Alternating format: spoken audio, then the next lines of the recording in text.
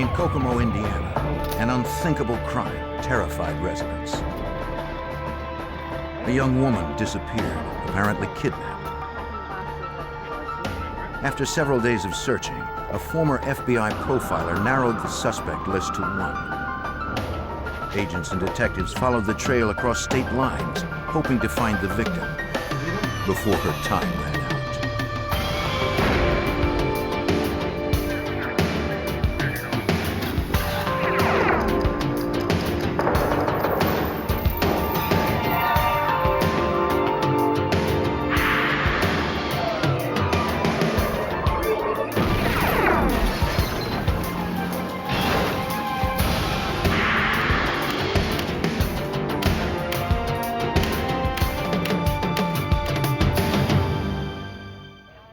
Drops of blood and a torn window screen were all that was left to tell authorities what happened to a woman in Indiana.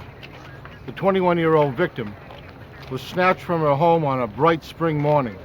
She appeared to have no real enemies. There was no clear motive.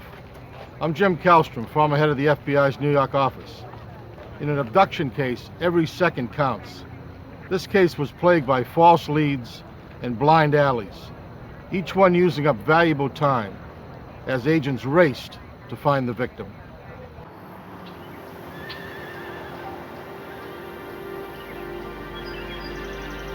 Late spring 1998, Howard County, Indiana.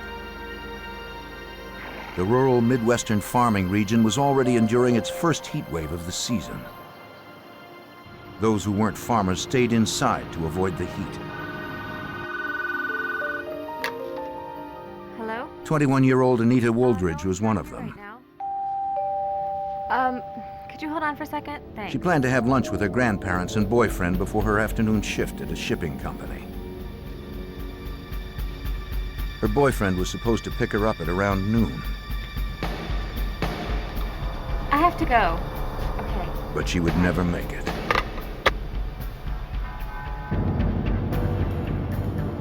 At about 12:30, Anita's mother returned home from work. She was surprised to see her daughter's boyfriend standing out front. Anita's car was gone, but it was unlike her daughter to miss an appointment or to leave the garage door open. Her mother also noticed that the screen from the kitchen window that faced the garage had been removed. Perhaps someone had broken into the house. The front door was unlocked. Anita! Anita was nowhere to be found. Anita! Anita! In the kitchen, Mrs. Wooldridge spotted blood on the kitchen table and floor. Oh my God.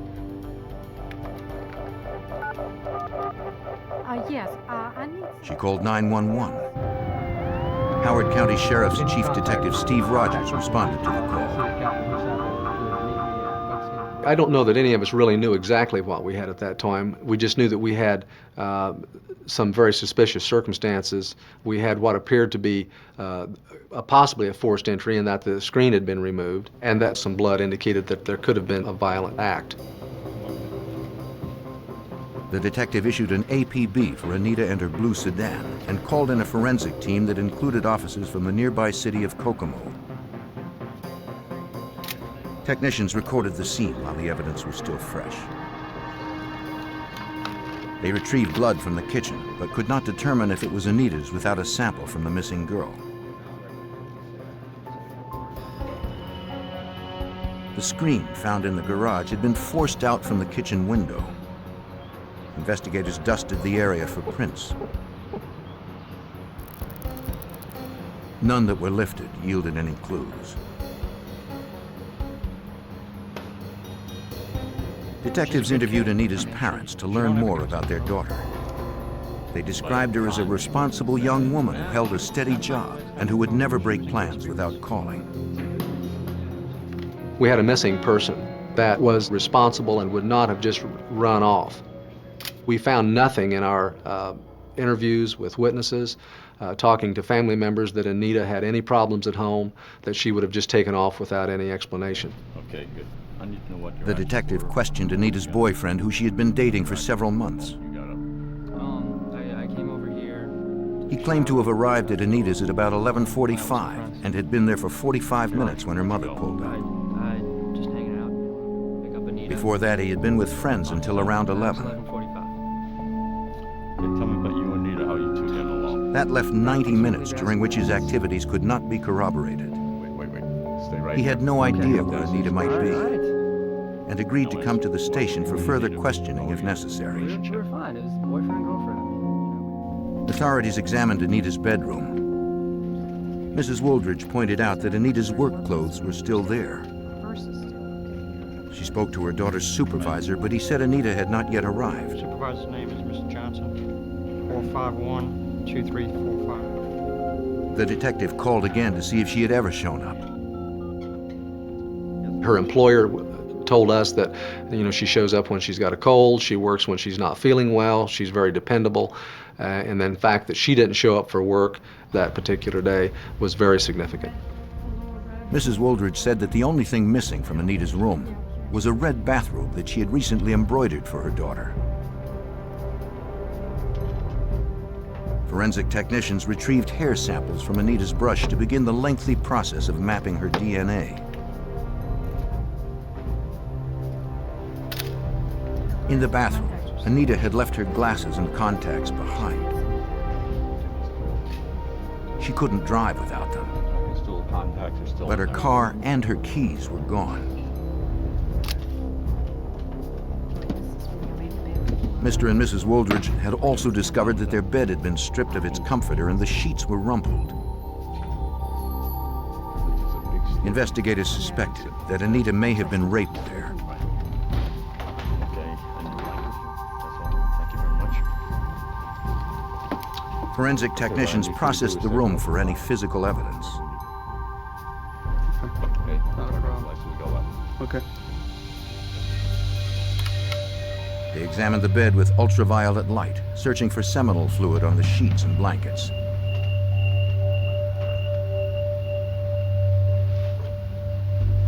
The bedding was clean. In the garage, a detective found a wad of electrical tape. Long strands of hair that resembled Anita's were tangled inside. Police suspected it had been wrapped around the victim's head to hold a gag. If that were true, it may have meant that Anita was taken from the house alive. Detectives spread out from the house looking for witnesses. There was a neighborhood search conducted by talking to neighbors and walking areas and see if she had been seen anywhere.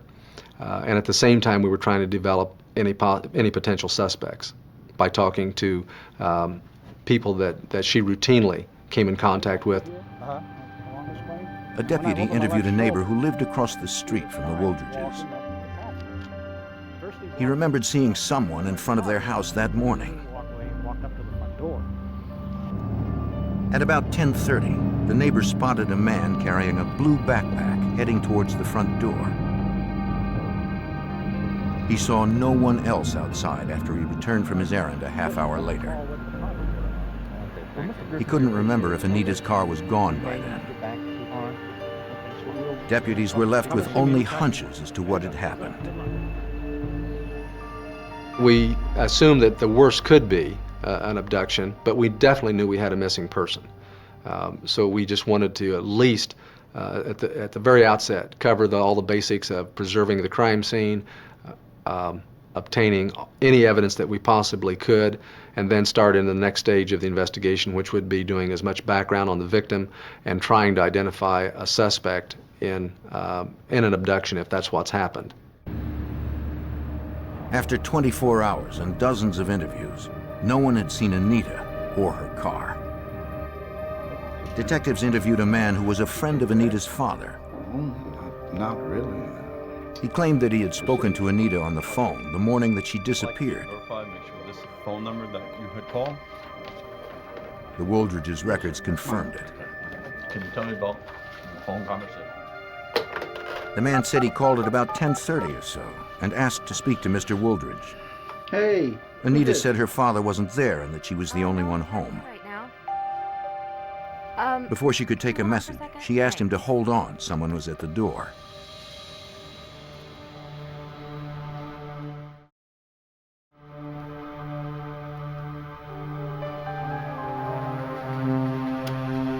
Anita came back to the phone only to say she had to go. She did not say who had come to the house. It's almost like you Increasingly, detectives were convinced that Anita met with foul play. gotta go. Did she say who was up? If this was a kidnapping, investigators suspected that whoever was responsible would make contact with the Wooldridges. Technicians tapped the family's phone line. They would be ready if a call came in. Investigators also began to search for anyone who might have had reason to harm Anita. We had no immediate suspects other than we started looking into all those people that had been in contact with Anita recently. Detectives interviewed Anita's co-workers at the shipping company. Anita was having any problems at work? They claimed Anita didn't have any problems with anyone at the job. We were all over having drinks and having a good time after work. But they did remember something a few weeks before she disappeared. At a place where the employees often went to relax, Anita's co-workers saw a man approach Anita. He worked with them at the shipping company and had had several drinks before he started teasing Anita. And not with you, thank you. Anita was polite but clearly annoyed. The witnesses thought he didn't appear too happy that Anita had brushed him off. Kind of swaggers up to her. They added that the man had not shown up for work the day that Anita disappeared. And you could tell by the look on her face she did not like it.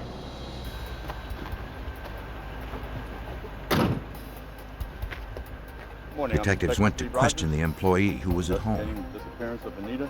Yeah. And I'm investigating. He claimed that his encounter with Anita in the restaurant was an innocent exchange. We're friends. We're co-workers.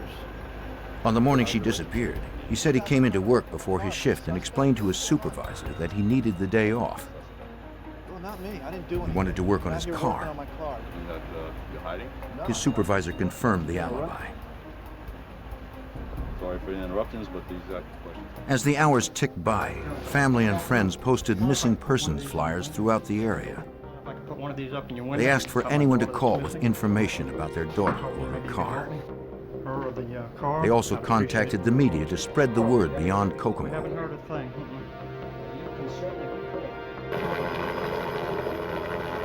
Air surveillance and concerned citizens fanned out across the rural region to assist officers in the search. A lot of lanes and back roads are in the extreme portions of this county. We had volunteer groups. The civil defense actually went out and formed organized searches of wooded areas.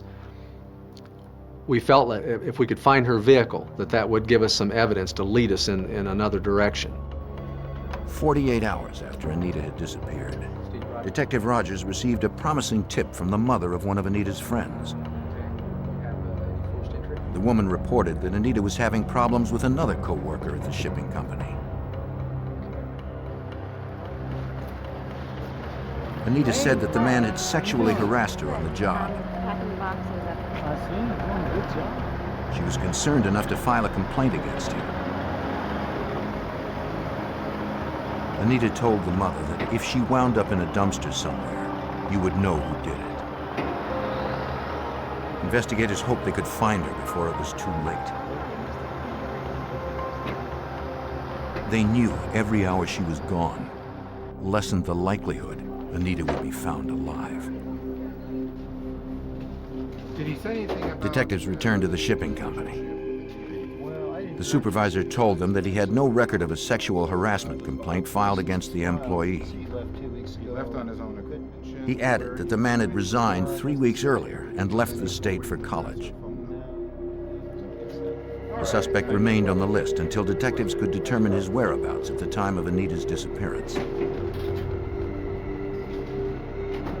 While the lead was being checked, investigators continued their search for suspects in the area. They asked Anita's boyfriend to take a lie detector test since his alibi could not be corroborated on the morning Anita went missing. The test consisted of only 2 questions. Did he have anything to do with the disappearance of Anita Wooldridge? And did he know where Anita could be found? He answered no to both, but was found to be deceptive. He remained a suspect, though police had no evidence with which to hold him. After 2 days of searching, investigators were no closer to finding the missing woman. And the chances that she was still alive decreased with each passing day. 2 days after 21-year-old Anita Wooldridge disappeared from her suburban home in Indiana, Howard County sheriffs had identified her co-worker and her boyfriend as possible suspects in her abduction. Though evidence found at her house suggested that she'd been taken alive, investigators knew that time was against them.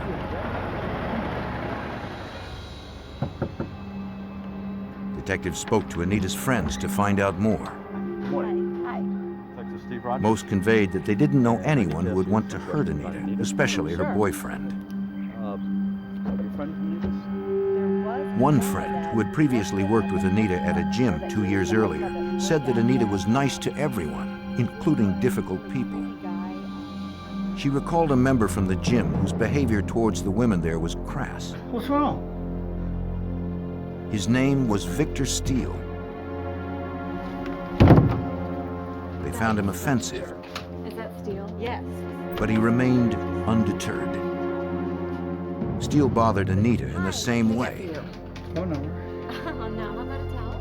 Yeah, I'll take that. but she remained characteristically polite when she rejected him, according to Detective Steve Rogers. What did I do? Anita was a personality that she was always very forgiving and willing to try to work with anyone, and that she had made an extra effort to try to get along with this individual. The man's behavior never changed, and his membership was eventually terminated. Anita's friend remembered that Victor Steele lived in Howard County at the time.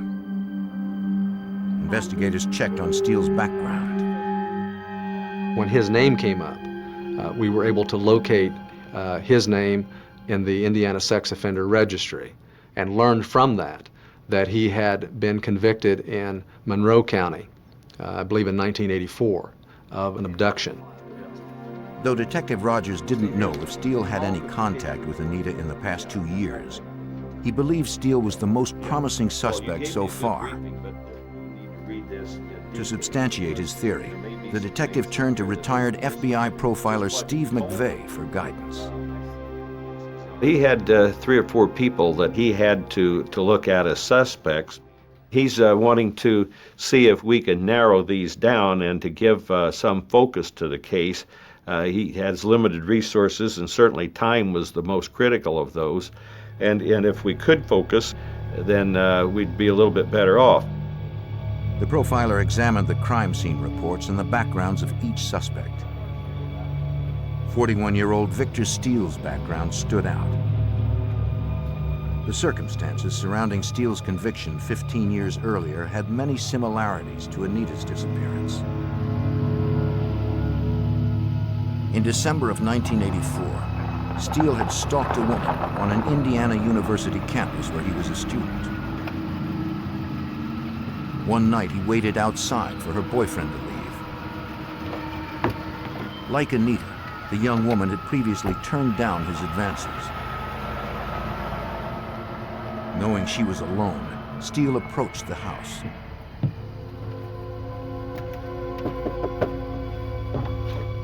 Hey, what are you doing? When the woman answered her door, Steele pushed his way inside. Just want to talk to you, that's all. Want to talk to you. Treat me terrible. I don't understand it. He pulled a knife from a blue backpack and threatened to kill her if she did not submit to being raped. He'd had contact with her. He didn't live all that far from her.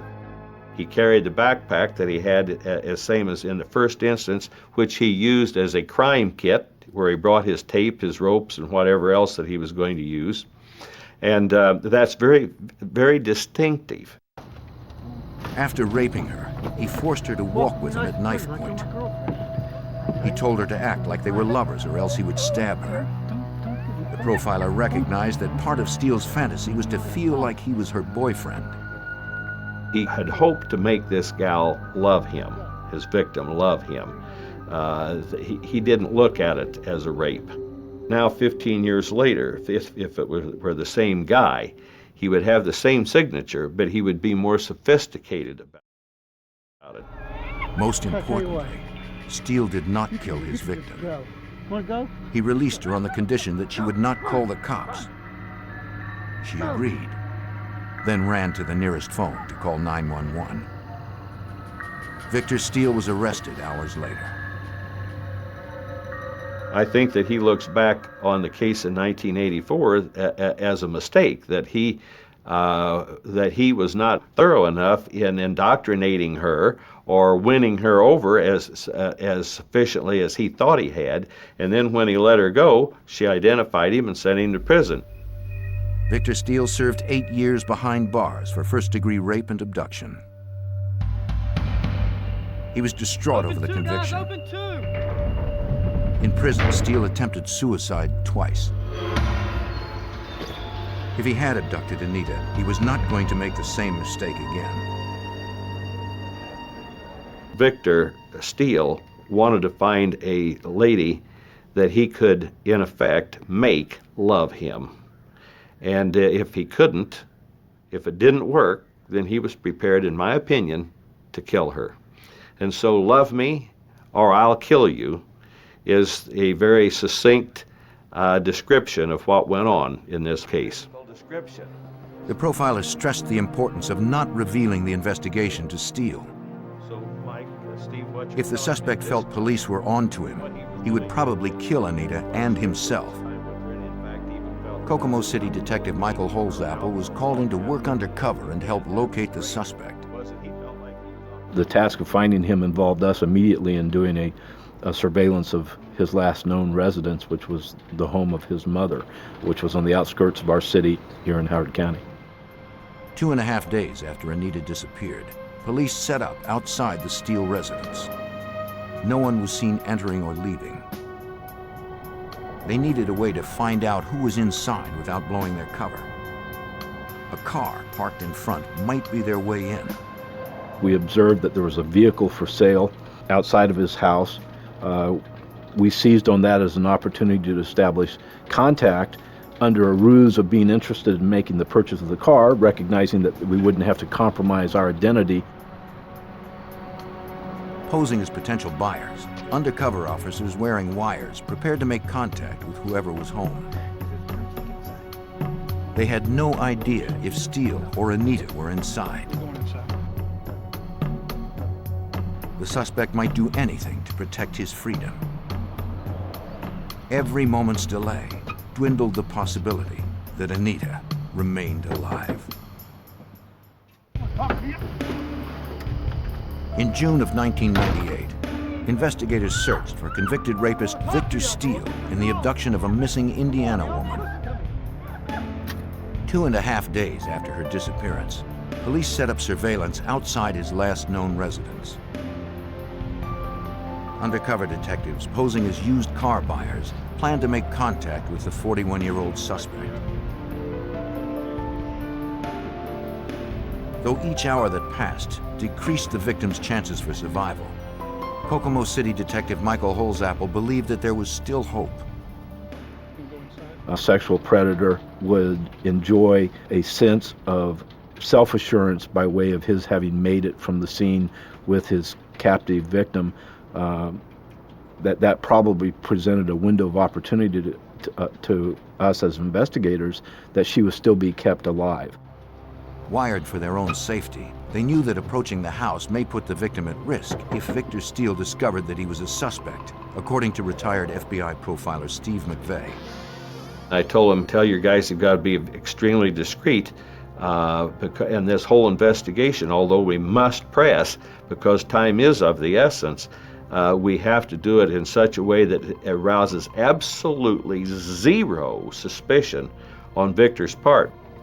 And if he had any suspicion whatsoever that he had come under suspicion of the police, then he would dispose of her. An older woman answered the door. No. She told the undercover detectives that the car for sale belonged to her son, Victor. The detectives said they were ready to buy now and were invited inside to discuss the price and the vehicle's history. The mother claimed that her son had moved to Wisconsin a few weeks earlier. Without her permission or a warrant, detectives were unable to search the house independently. They believed she was not likely involved, but they weren't convinced that she wouldn't alert her son to the search. She added that Victor hadn't hooked up his phone yet in Wisconsin, so she had no way to reach him. No, he's gonna call. She would have to speak with him before she could set a price. Sometime he's here. Sometime he's here. The detectives promised to keep in touch and looked forward to speaking to the owner himself. The FBI profiler remained confident Victor Steele was the primary suspect. We could not eliminate him, and in fact, the secure place that I thought he would have taken her to, and where he could spend a significant amount of time with her, might very well be in a totally different area where no one knew him at all, and no one would have any idea of looking for him there. And that he very likely had gone and prepared a place and had in fact come back and taken her without his mother ever even knowing it. 24-hour surveillance by undercover officers continued as other team members discreetly gathered more background on Steele. They learned he was unemployed and owned a red pickup, but they could not figure out where he was staying. With each passing day, pressure to find the suspect and the victim mounted upon Howard County Chief Detective Steve Rogers. We wanted to find this young lady alive. People were looking at us and saying, well, gosh, can't you do something? And we weren't at liberty to talk about what we were doing and what we thought we could get done. We had to be very guarded with that information. Victor Steele's credit card statements revealed that he had rented a truck in Indiana a few days before the crime. Company records showed that Steele had traveled 910 miles round trip. Investigators divided the distance in half and traced a 450-mile circle around Kokomo, Indiana. One town that intersected was La Crosse, Wisconsin. Steele's credit card records also showed that he purchased gas at a convenience store on the date he rented the truck. Detectives called the parent company to determine the store's location.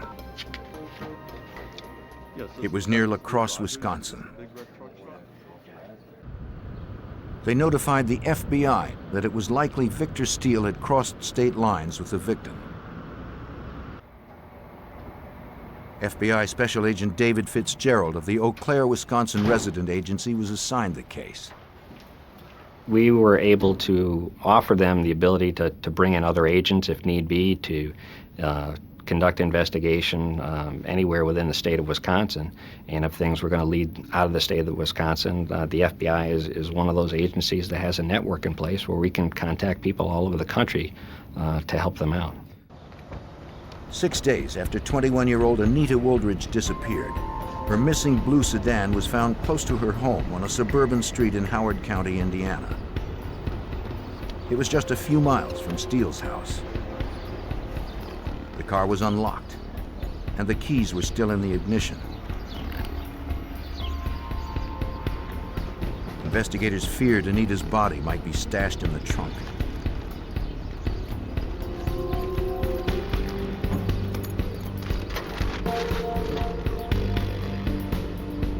She was not there, but her red bathrobe was.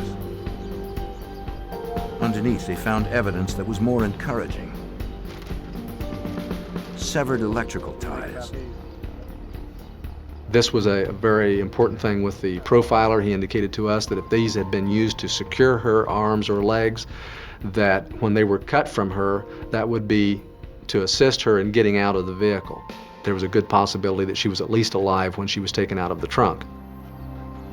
Detectives found no blood, seminal fluid, or other signs of struggle in the vehicle. Nor did they find fingerprints far into the car. From the driver's side window, they were able to lift what they believed was an elbow print. Technicians preserved it in the hopes it would match their suspect. Detective Rogers asked the profiler whether they should allocate a portion of his limited resources to the search in La Crosse, Wisconsin.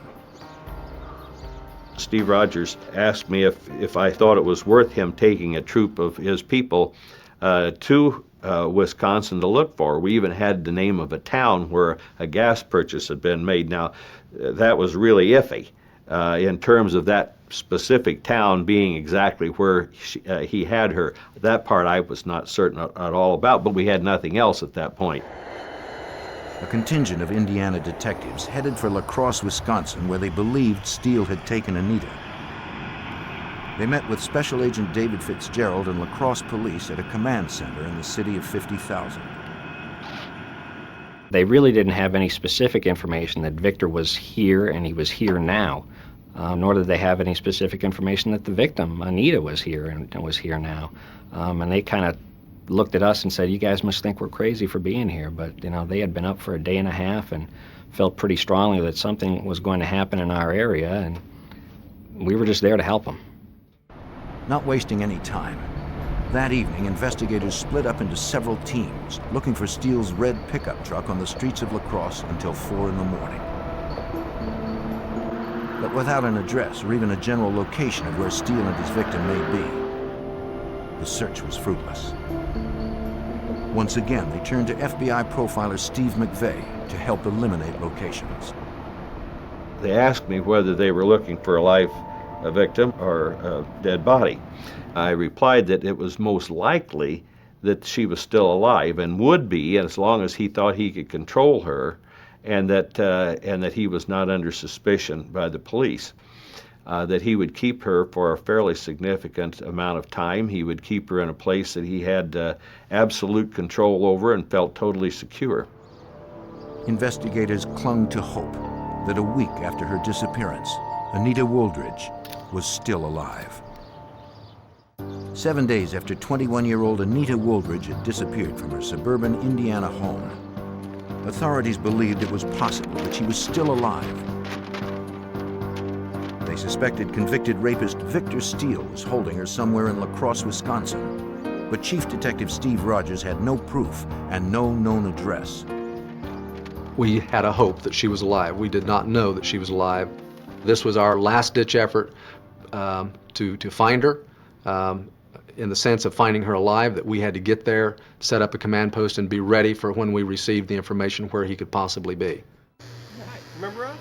To get it, undercover detectives wearing hidden transmitters returned to Steele's last known residence, his mother's home in Howard County, Indiana.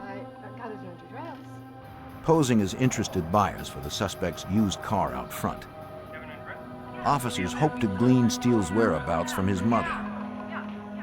Kokomo City Detective Michael Holzapfel was aware of the danger.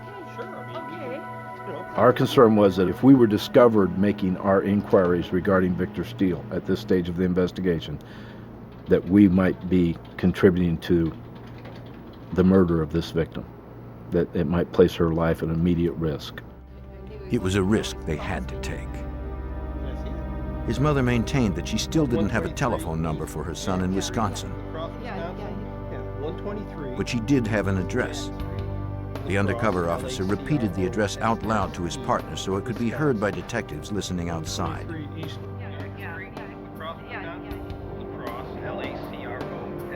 He immediately called Chief Detective Steve Rogers at the FBI office in La Crosse, Wisconsin. Captain, I got the address. My team people are in the street with the La Crosse Police Department and the La Crosse FBI, and I'm relaying this information, and at that particular point when I tell them, do you have a Clinton Street in La Crosse? And they looked at me rather strange and said yes. I said, that's where he's at. FBI and La Crosse detectives arrived in minutes. They identified the red pickup truck parked outside as Victor Steele's.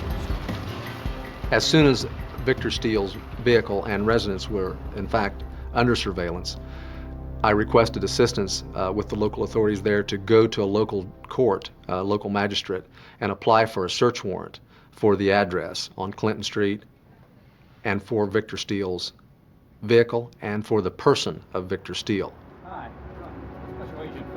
While they waited for the warrants, Agents contacted the owner who lived close by to find out if Steele had in fact rented the house. He confirmed the suspect was his tenant. Steele had claimed that he wanted to turn the building into a bookstore. The landlord provided a sketch of the building's interior layout.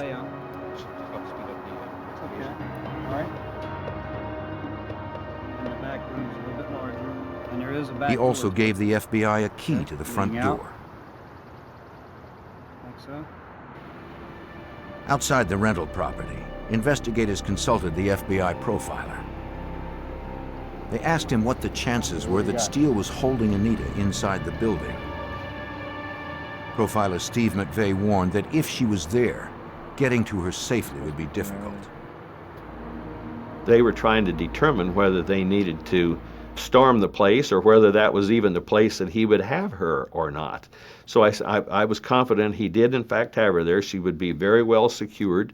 I did tell him that I thought there was at least a 50-50 chance that should they attempt to storm the place while he's there, that he would kill himself and kill her too. Investigators had no way to confirm who was inside. If they waited to go in, they might be too late. We were again calculating with the resounding thump of this clock ticking in the back of each of our minds and our hearts as to whether or not do we make an entry? Do we wait? Do we stage a surveillance, watch and wait? Do we go ahead and force an entry? That decision was in part made by us witnessing Victor Steele leave the residence. After a week of searching, investigators got their first glimpse of the suspect. He climbed into his truck and drove away. The surveillance team followed, but decided it would be imprudent to stop him for questioning. One of the risks that we did face is that, say, he had Anita at another location that was not the residence, and he decided that he did not want to cooperate with us, and he just left. He may never go to that place again, and we may never find any. Agents tracked Steele to a lumber yard.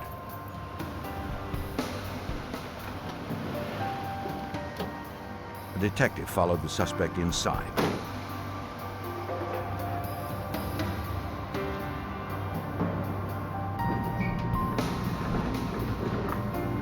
Steele seemed interested in long planks of wood.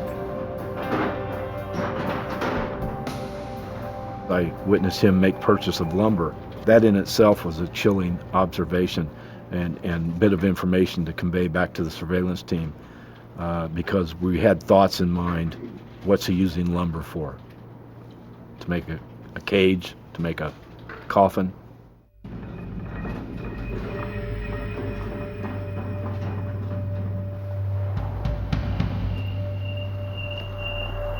The detective reported back to the other investigators. They watched as Steele returned to his pickup with the lumber. Check it out and call him on the way out.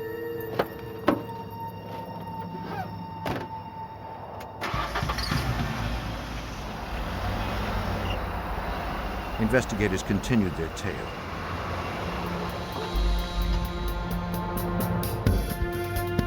Steele retraced the route he had taken from his rental property. They had to decide soon if they were going to risk stopping him without knowing for sure where he was going or where he had stashed Anita. If he had her alive and she was somewhere else, he would have went to her by now. But since he had not been away from the residence to any other location, we felt strongly that if she was alive, that she would still be there at that residence. They decided they weren't going to let Steele return to the rental property.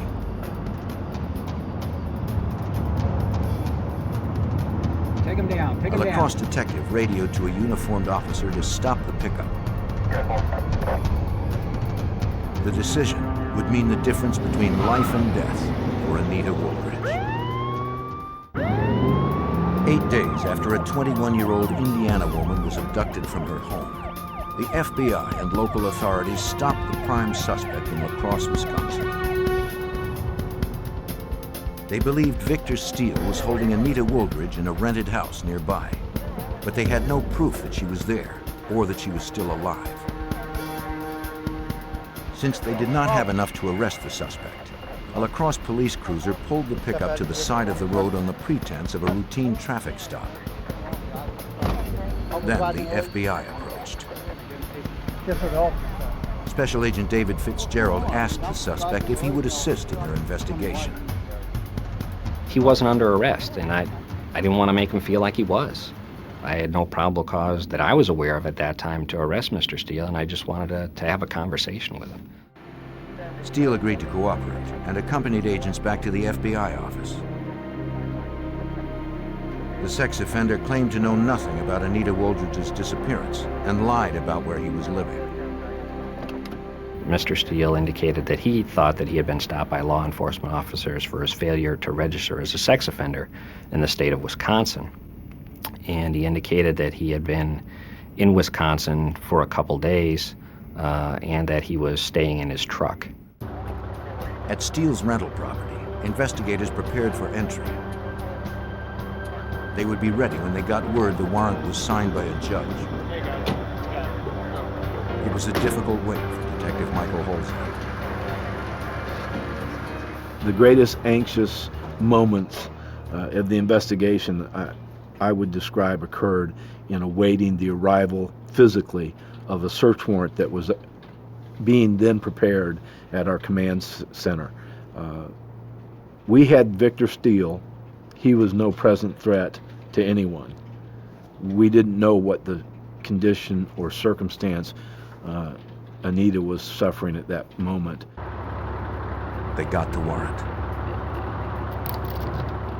The entry team used the key provided by the landlord. They exercised extreme caution, aware that the place may be booby-trapped. Anita, police! Officers swept through the rooms, including the basement, announcing their presence.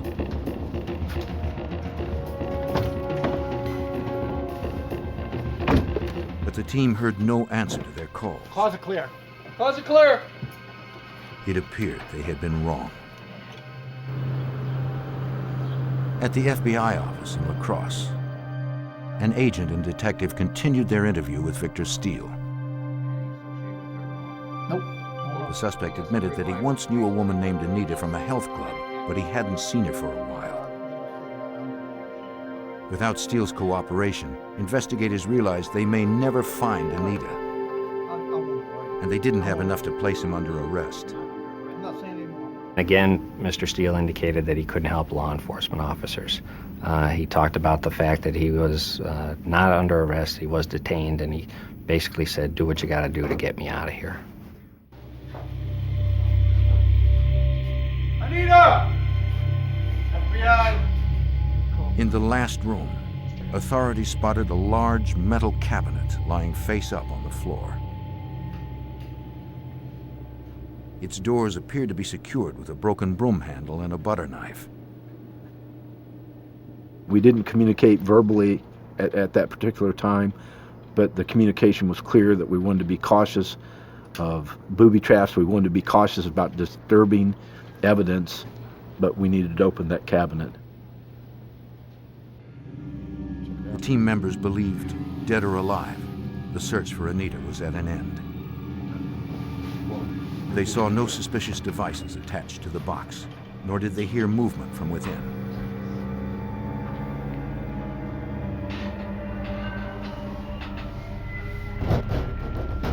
Carefully, they freed the cabinet's handles.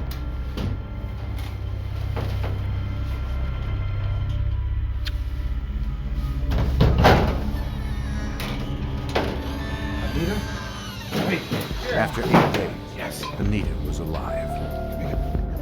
It was hard for me to believe that it was really going to be over.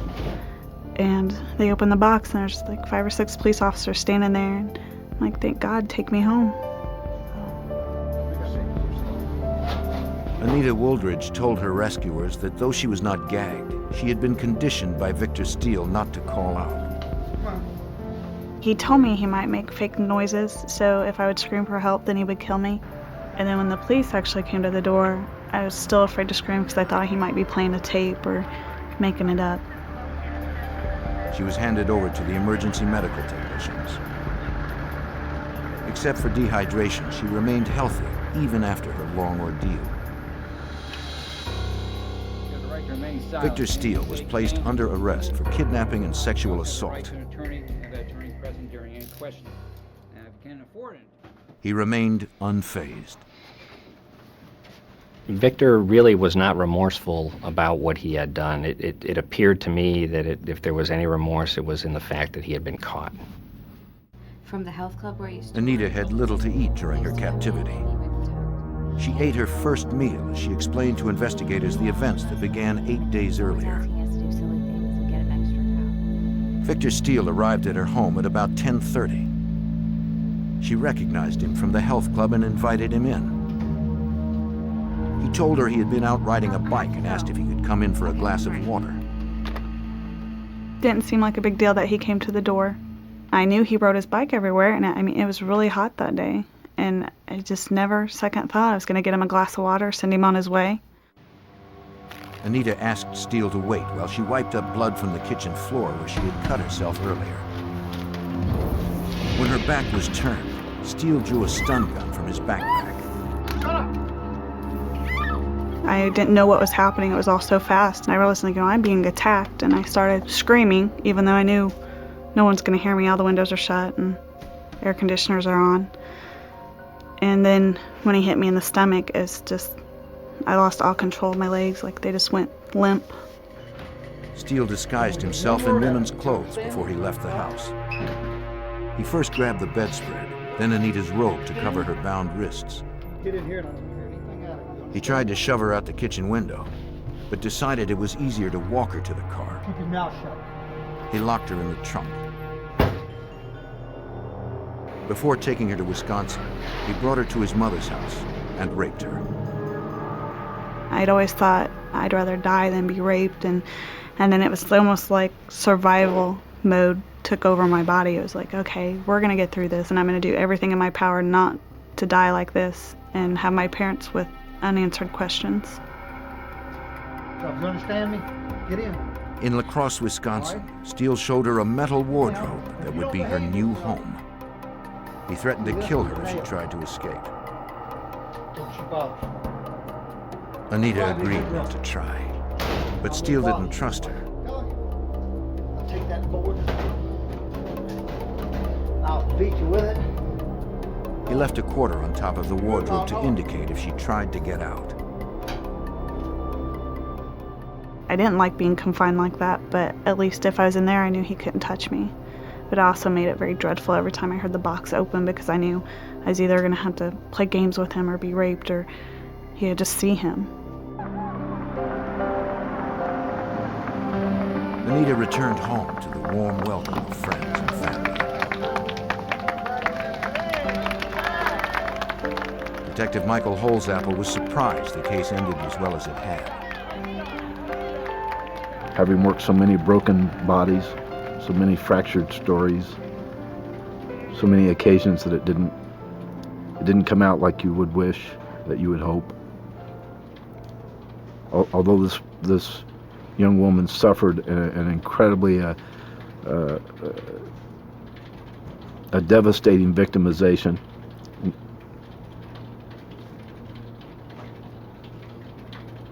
she's still alive, and people work together to support her in bringing her home alive. Victor Steele acted as his own attorney in his January 1999 trial and was convicted of kidnapping, carjacking, and weapons possession. He was sentenced to life without parole and serves his time in the United States Penitentiary in Beaumont, Texas. I think my goals in life are a little bit different. I never thought of doing anything in law enforcement, and now that's something I'm looking into, that I would like to do that to help other people. And it gives me a goal that, I want other people like him off the streets. And so that's a little bit different than my original plan in life. The life-changing experience would have shattered many others. But Anita Woldridge transcended her ordeal because of her strong personality and individual faith.